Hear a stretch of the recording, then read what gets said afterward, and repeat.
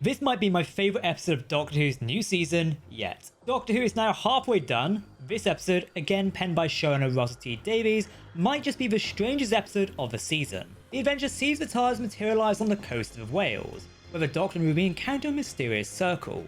Shortly after, the Doctor vanishes into thin air. Where did he go? Can Ruby find a way back? And who's the mysterious woman always watching in the distance? This episode is very much a Doctor-like episode, in the same vein as something like Love and Monsters, Blink and Turn Left. It's an opportunity to see Ruby in action on her own, trying to save the world and find her doctor. The episode is also the first of a series produced, so we're effectively watching Gibson settle into a role here. This adventure was directed by Dylan Holmes-Williams, who also directed next week's Dot and Bubble episode. Spoiler warning, we're discussing the episode in full. You've been warned.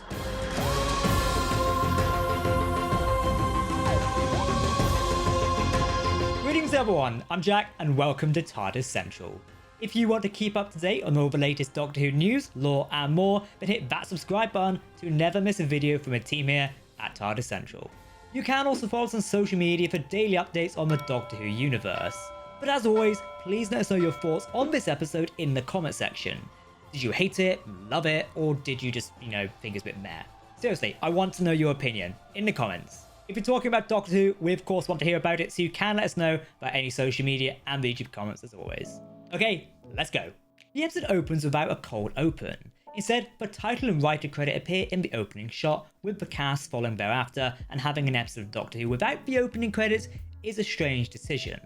While it was probably designed to keep the episode moving and keep us following Ruby from the beginning, it was a little jarring, and to be fair, only at the end did I not notice it as well. The opening episode is really divine. Shot beautifully over the cliff tops of Wales, completely with the Doctor seemingly really happy to be there. It's his only scene in the episode and is an information dump. He mentions the war between the land and the sea, the title of a long-rumoured spin-off series for Doctor Who, which isn't confirmed and we know nothing about. Also, it sets up a politician of Roger Ap Gwilliam, who we know would debut in this episode. It was a nice way to subtly set up the episode without giving everything away, but it kind of does because it mentions Roger is about nuclear war. Unfortunately, the Doctor steps on a bit of string and breaks a fairy circle. Between this and last week's landmine, the Doctor loves stepping on things that take him out of action. This leaves Ruby unable to access the TARDIS, with a strange woman off in the distance. The woman follows her, always far away, never moving any closer. It's unsettling to say the least, especially when a hiker, played by Susan Twist, turns up. She's been in every episode so far, and Ruby finally thinks she recognises her. It's progress, even if she can't remember her exactly yet. This is a very exciting sign. The hiker approaches the woman in the distance and runs off screaming, with an even probably powerful character unaware of what's going on. Running scared, this is a spooky opening to an episode. This scary stuff continues into the pub, where we meet up with some of the guest stars, most notably Sian Phillips, who is playing Enid Meadows. She gets a bit of a spooky monologue about magic, but it's quickly revealed as a prank on a not local person. Despite some close-up shots on sweet angles, the whole sequence here is a big pile of nothing.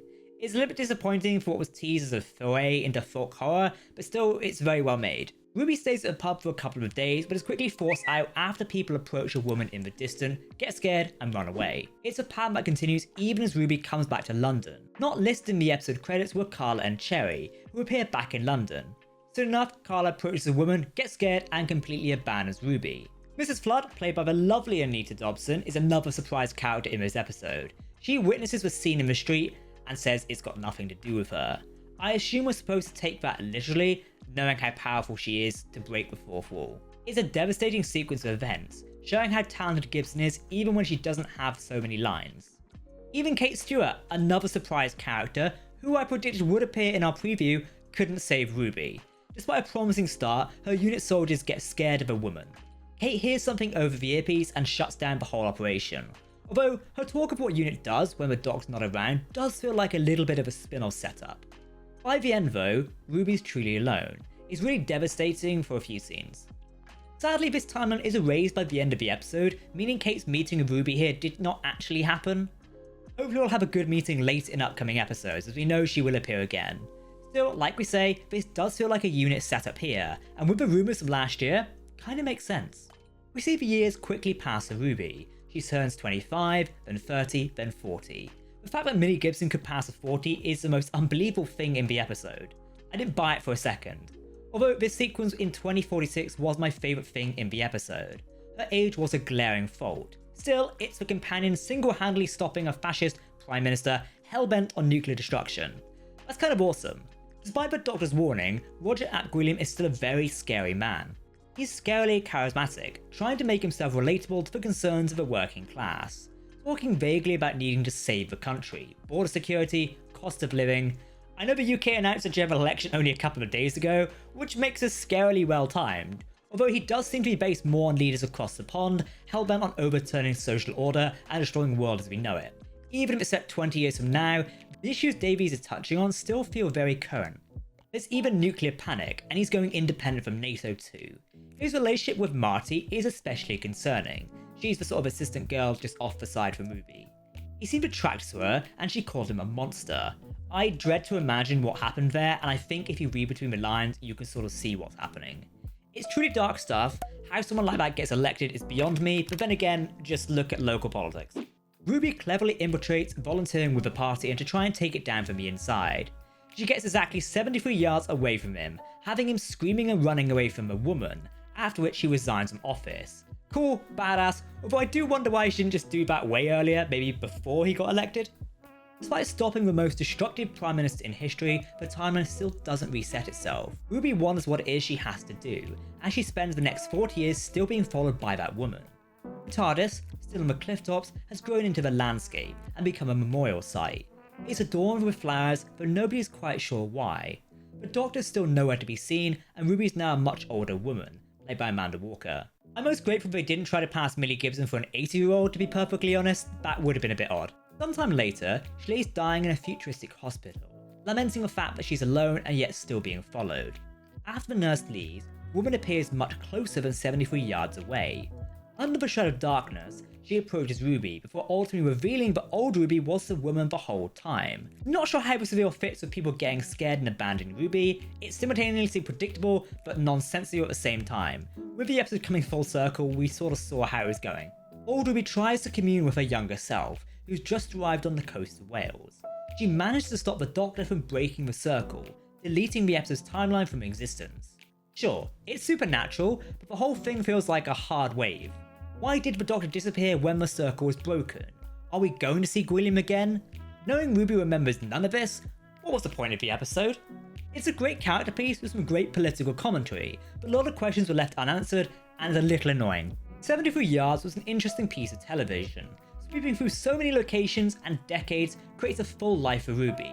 But by the end, the whole timeline is erased, and it feels like this episode has no purpose. The episode was saved by a great lead performance, seriously showing off Gibson's talent. The fascist Gwilym was well done. Kind of a scary villain, and I wish we did more with it.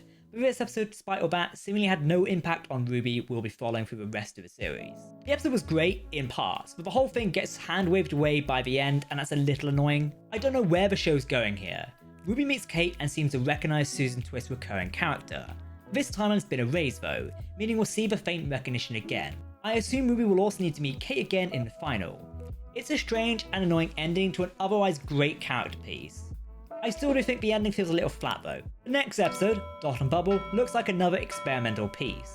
A digital world of people hunted by slugs. It sounds interesting and confusing, but I'm excited to see how Davies tackles this in an increasingly digital age.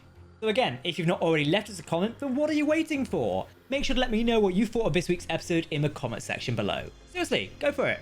If you want to keep up to date on all the latest Doctor Who news, lore and more, then make sure to hit that subscribe button to never miss a video from the team here at Tardis Central. You can also follow us on social media for daily updates on the Doctor Who universe.